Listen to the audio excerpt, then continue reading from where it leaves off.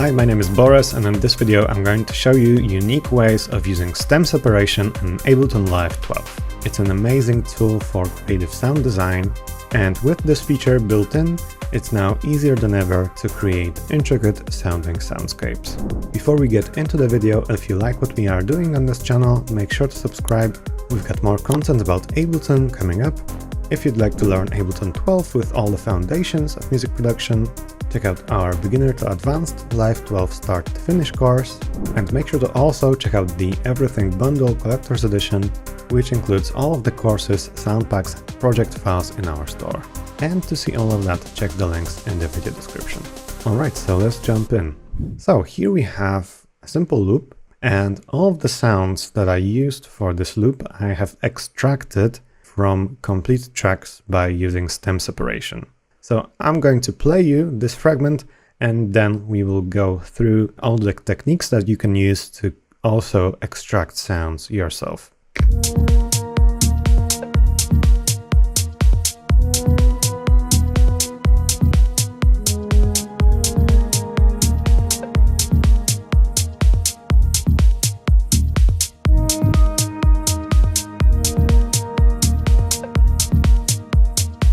Alright, so it's quite simple. We have quite a few nice drum layers.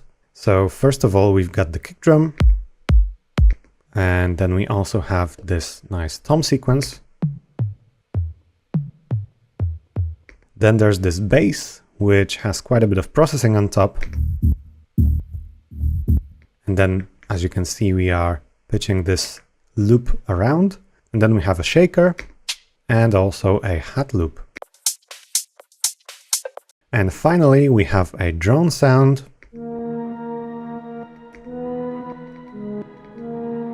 And we are just sequencing it out using Simpler and a MIDI clip. And as you can see, we've got hybrid reverb and boosting the highs, because it sounds quite bassy and muffled, and we are just enhancing this sound this way. But before we go in depth into all of these tracks, let's take a look at the complete tracks that we extracted these sounds from. So first of all, this is track number 1.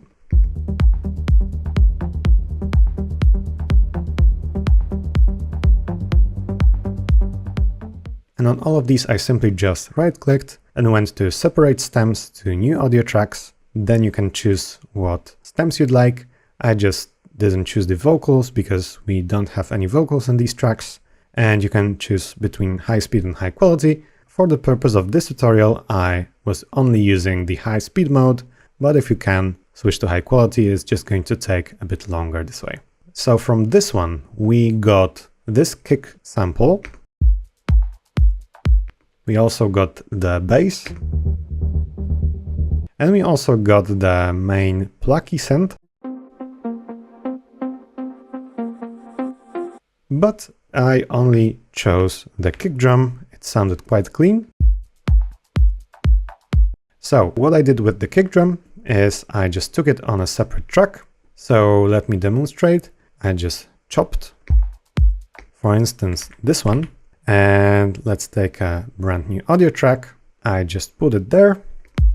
I make sure the warping is off and change the start point. And as you can hear, we've got a bit of a shaker in the background. We can also just chop the end off. And we can use some EQ to simply cut the highs off. I think this is going to work. We could also cut the very, very lowest frequencies.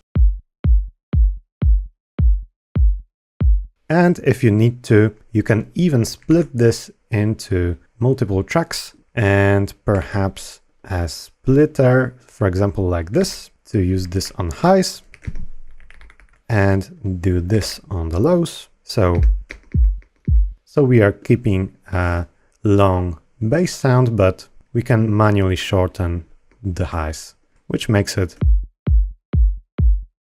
quite a nice combination. We've got a click. And we've got the sub. Yeah, this is a nice way of extracting a kick drum. Even if it's a full drum loop, Usually by doing this technique, you are able to nicely extract the kick. You could even divide it into low, high and mid layers and just process these differently. Most importantly, just shortening the length by using these fades, which you can edit when you have the automations turned off. All right, so that's the kick drum. Let's listen to the second source.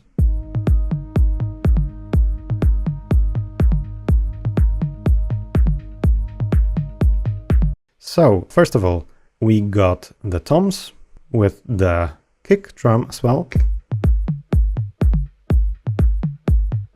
So I just went in and chopped out some of the toms, for instance, like this. Let's turn off the kicks. And we've got two sounds right here. And with these two, if we pitch these around, no processing required. We are just getting this simple loop that we have here on the second track. So this one is just the second sample pitched 4 semitones down. All right, and let's take a look at the drone that we got from the second source.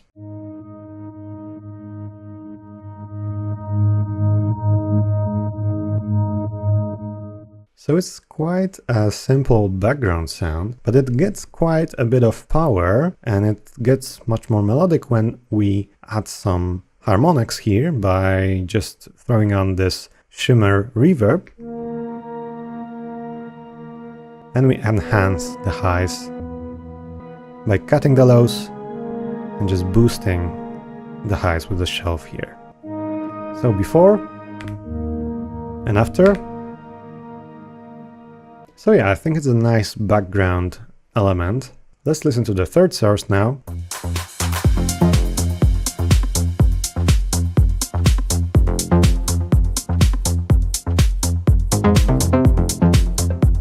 All right, and from this one, we have the drums.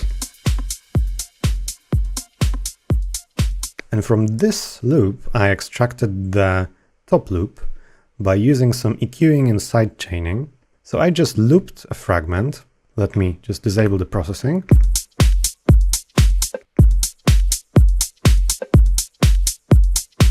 And then I'm using sidechaining. Not too heavy, so that we also get some of the highs at the beginning, and then I'm cutting off the kick completely here with EQ. Alright, and that's simply how this is created. I just freeze and flatten, and that's all. We also extracted the bass sound from this third source. Alright, so let's listen to this bass stem. Alright, so I'm just taking this one, this note, extracting this, putting this on a separate audio track. I am going to just disable warping and take this 9 semitones down. It's quite stereo, so I'm just going to pick the left channel to make it completely mono and without phasing. Let's just cut it over here so we get a nice transient.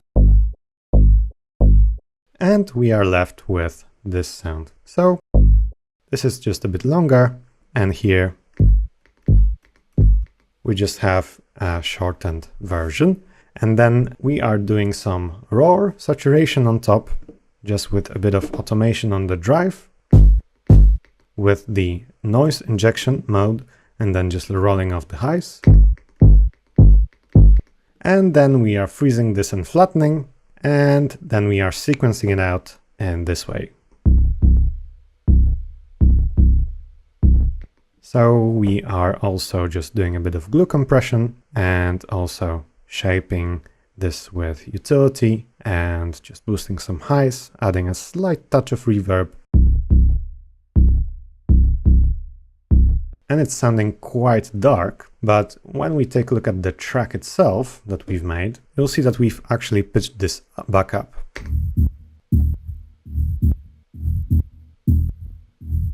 And I've just rearranged the note placement a bit. This is just one single note. Then we are just pitching it around. So it's quite simple. We are just adding erosion on top to add a bit of noise, to make it sound a bit more analog. And that's pretty much all. And we are just cutting it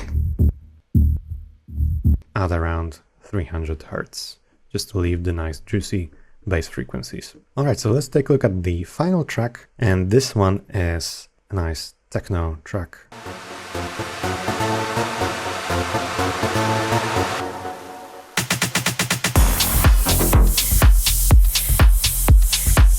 And from this one, I just took this fragment, and I just noticed that the shaker is playing here a bit quite solo. So if I just turn off the grid snapping, I can simply just cut it out, put this on a separate track, and I actually have it right here. And I just am sequencing this out. So just EQing it, adding a touch of reverb, and just controlling the shape of it with ADSR over here in Simpler. So once again, all of the tracks together.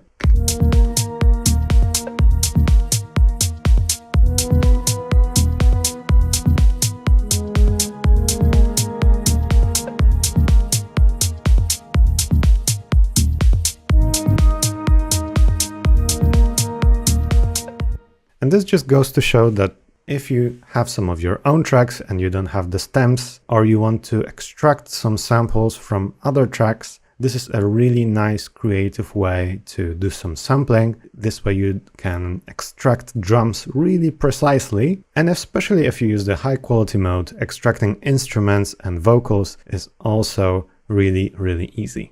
Alright, I hope you found some of these techniques useful. Make sure to check out our Music Production Academy with start to finish courses on making tracks in various genres. And if you'd like to learn Ableton 12 with all the foundations of music production, check out the Beginner to Advanced Live 12 Start to Finish course. Make sure to also check out the Everything Bundle Collector's Edition, which includes all of the courses, sound packs and project files in our store. And to see all of that, check the links in the video description. Make sure to subscribe to our channel. If you enjoyed this video, leave it a like, write us a comment, and I will see you in the next ones.